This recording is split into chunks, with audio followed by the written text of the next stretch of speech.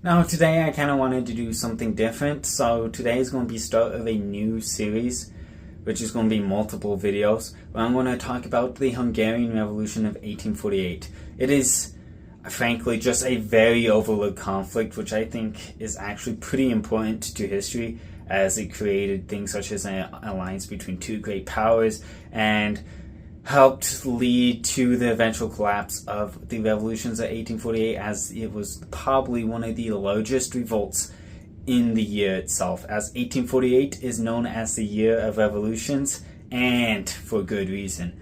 So I'll be explaining this over multiple parts. You get the point. Anyways, we're going to start now with the events that led up to the Hungarian Revolution of 1848. Now, what am I talking about?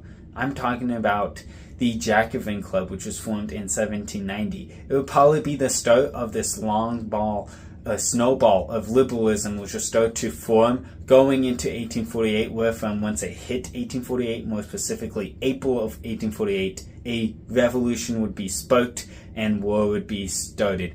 Yet, I just kind of want to get there with this video. So it would be this Jacobin Club founded in 1790, which would lead to a bunch of liberals, well, getting together, as that was practically the point of the Jacobin Club. A bunch of liberals just get together and talk about why they hate what's going on in the government right now. Anyways, they would get together and then start doing all these liberal things, like what liberals do.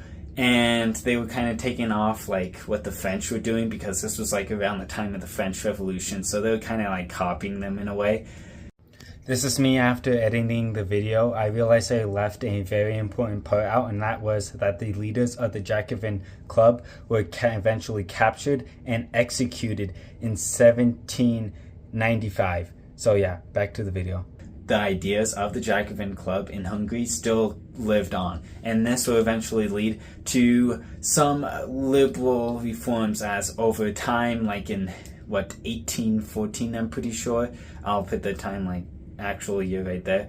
Anyways, the Hungarian Diet would pass a law which made Hungarian, or Magyar, the official language of the Kingdom of Hungary within Austria. Thus, it would be laws like this, and well, them doing a bunch of things which will then lead to more liberal ideas. But going into 1848, there was kind of like a split between the liberals and the conservatives in Hungary. Thought they could get away with like winning like a bunch of things, but no, they couldn't really do it, as eventually these liberals would agree on 12 points, and I'm getting towards 3 minutes. I'm about to end this, so I'll explain the 12 points next time.